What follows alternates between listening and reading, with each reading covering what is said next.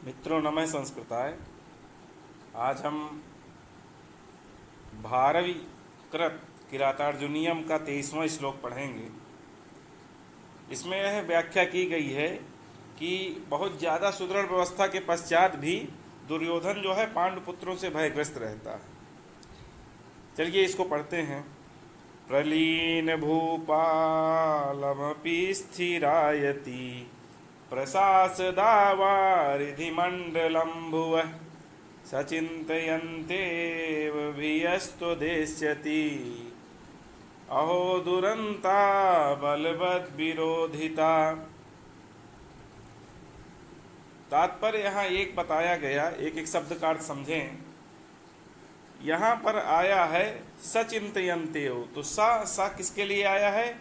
वह दुर्योधन जो है प्रलीन भूपालम अपि, तो तात्पर्य यह प्रलीनाह माने जो तिरोहित हो गए हैं, मतलब समाप्त हो गए हैं। जो भूपालाह माने भूपालम माने महीपाल जो हैं, जो राजा उसके शत्रु राजा थे वो क्या हो गए हैं? वो समाप्त हो गए हैं, माने जिसके सभी शत्रु राजा नष्ट हो चुके हैं। स माने वह दुर्योधन, सह माने वह दुर्योधन के प्रलीन भूपालमपि माने राजाओं के समाप्त हो जाने पर, जो शत्रु राजा हैं उनके समाप्त हो जाने पर, दुर्योधन के शत्रु राजाओं के समाप्त हो जाने पर स्थिरायति माने दीर्घ काल तक सुस्थिर भविष्य वाले, दीर्घ काल तक मतलब चिरकाल तक जो है जिनका स्थिर भविष्य है, ऐसे दुर्योधन के प्रशासदावारिधि मंडलम भुवः। आवारिधि, आवारिधि माने आसमुद्र माने समुद्र पर्यंत, समुद्र पर्यंत भुवः मंडलम, मंडलम भुवः माने भुवः मंडलम माने भूमंडल पर, प्रशासक माने प्रशासन करता हुआ, अपि माने भी, अपि माने भी माने प्रशासन करता हुआ भी, वह दुर्योधन जो है जिसके सारे शत्रु राजा समाप्त हो गए हैं और जो दीर्घ काल तक सुस्थिर भविष्य वाले समुद्र पर्यंत भूमंडल पर सब प्रशासन करता हुआ भी, तो माने भीयस तो देश्यति, तो भीयस तो देश्यति माने यहाँ त्वत है, एष्यति अलग हो गया। भीय माने भय, भय को विपत्ति को, चिंतयति एवं माने चिंता करता ही माने चिंता करता है वो, तो माने आपसे, तुमसे, तुमसे माने यहाँ तो शब्द आया है युधिष्ठिर के लिए, तो माने आपसे, एष्यति माने आने वाले, भीय माने भय को, विपत्ति को, चिंतयति माने चिंता करता है। तो इसीलिए कहा गया है अहो दुरंता बलवद विरोधिता। अहो माने यहां तात्पर्य है कि ये खेद का प्रसंग है। अहो माने खेद के प्रसंग में आता है अहो, तो खेद का प्रसंग है यह कि बलवद विरोधिता माने प्रबल शत्रुओं के साथ विरोध जो है वो दुरंताह होता है, दुष्परिणामशाली होता है। माने बलवान शत्रु के साथ विरोध जो है अंत में दुखद होता है, तात्पर्य यह कहा गया है। चलिए एक बार इसका पूर्वार्थ समझ लें। वह दुर्योधन जो है, सह माने वह दुर्योधन, भूपाल प्रलीन भूपालों की स्थिरायति माने शत्रु राजाओं के समाप्त हो जाने पर दीर्घ काल तक सुस्थिर भविष्य वाले, आवारिधि माने समुद्र पर्यंत, भुवः मंडलम माने भूमंडल पर, प्रशासक माने प्रशासन करता हुआ,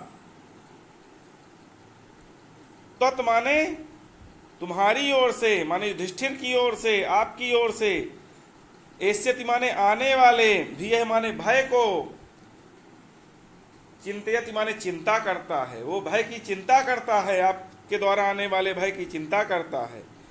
अहो माने खेद की बात है कि बलवद विरोधिता, बलवान शत्रु के साथ जो है विरोध अंत में दुखद होता है। दुरंता माने अंत में दुखद होता है। चलिए इसका हिंदी एक बार और समझ लें। वह दुर्योधन जो है शत्रु राजाओं के समाप्त हो जाने पर दीर्घ काल तक सुस्थिर भविष्य वाले समुद्र पर्यंत भूमंडल पर प्रशासन करता हुआ भी आपकी ओर से आने वाले भय विपत्ति की चिंता करता है। खेद की बात है कि बलवान शत्रु के साथ विरोध अंत में दुखद होता है। चलिए अगले श्लोक की ओर चलते हैं।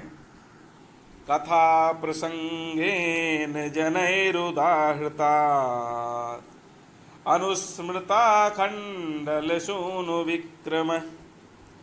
कथा प्रसंगेन जनैरुदाहृता अनुस्मृता खंडल सूनु विक्रम।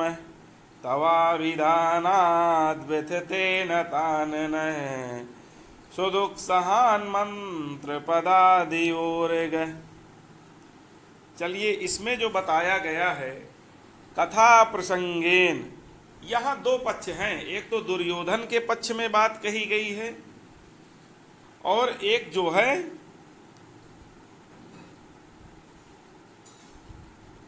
सर्प के पक्ष में बात कही गई है। तो एक दुर्योधन के पक्ष में बात कही गई है। यह कहा गया है कि कथा प्रसंगेन, दुर्योधन के पक्ष की बात पहले समझें। कथा प्रसंगेन माने वार्तालाप के प्रसंग में, जनई माने तस्त स्थितई जनई, वहां पर जो स्थित लोग हैं, उदाहरतात माने उनके द्वारा उच्चारण करने से, भवतः माने आपके, तव माने भवतः, तव का तात्पर्य यहाँ भवतः से है, युधिष्ठिर से।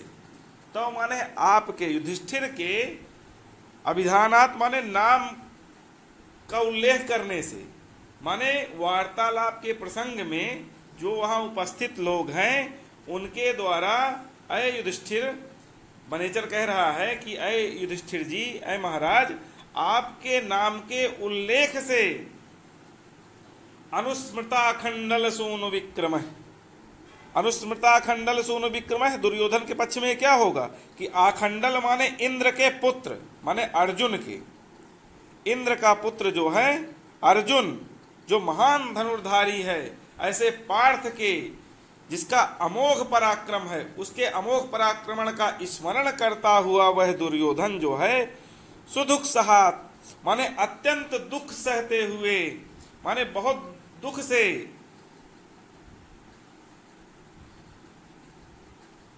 क्या करता है वो, नताननः माने अधोमुख हो जाता है। नताननः माने आनन जिसका नत हो गया है, नताननः माने अधोमुख होते हुए, व्यथतः माने विकल हो जाता है।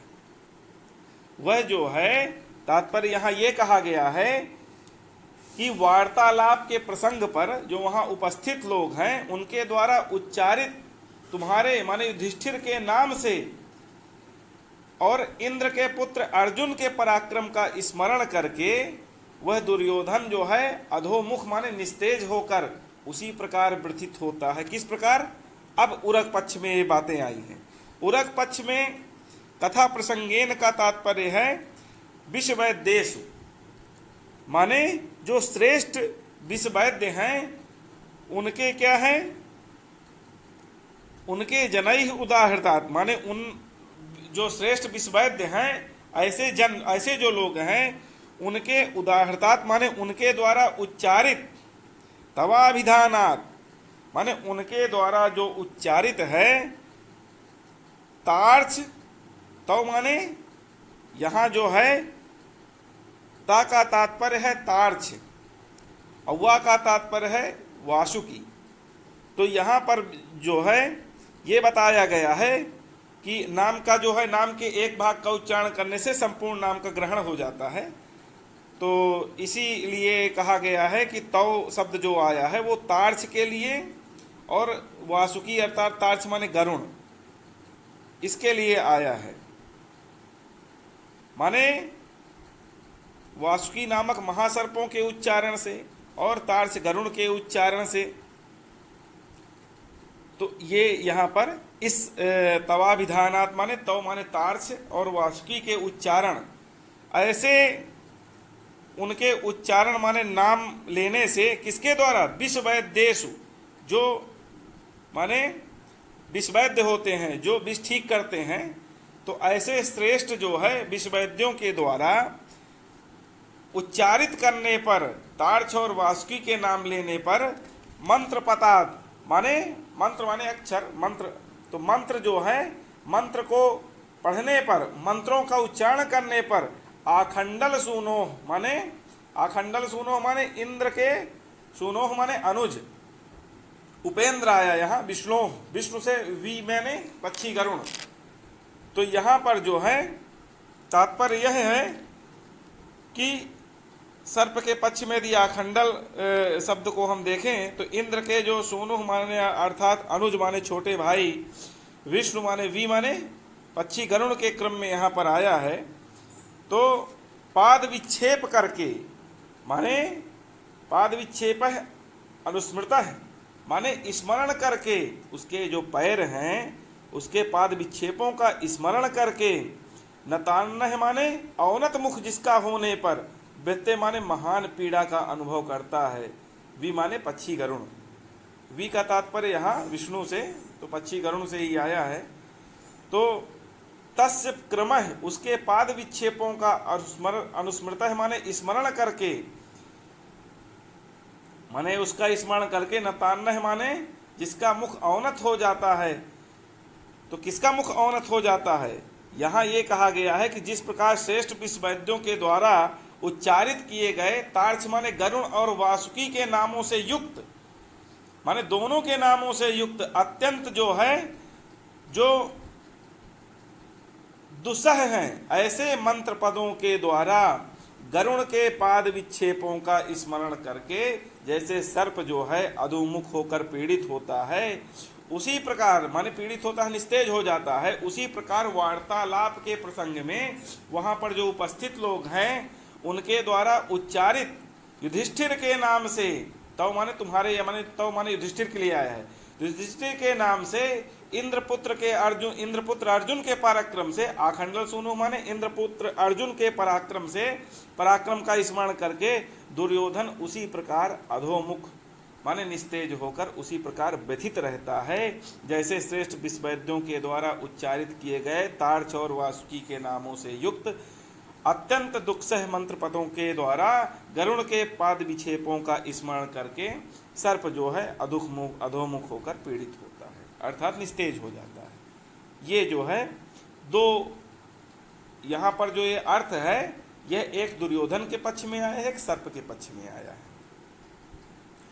तो चलिए यहाँ जो है बनेचर इस बात को समझा रहे हैं, युधिष्ठिर को बता रहे हैं कि तुम्हारे नाम के श्रवण मात्र से ही और महाबली जो अर्जुन है उसके पराक्रम का स्मरण करके दुर्योधन उसी प्रकार पीड़ित हो जाता है, जैसे मंत्रोच्चारण से गरुण के तीक्ष्ण पाद विक्षेप हैं, माने बहुत तीक्ष्ण पाद विक्षेपों का स्मरण कर सर्प व्यथित माने होकर शक्तिहीन हो जाता है। यहाँ पर इस बात को कहा गया है। तो चलिए आज के लिए इतना ही।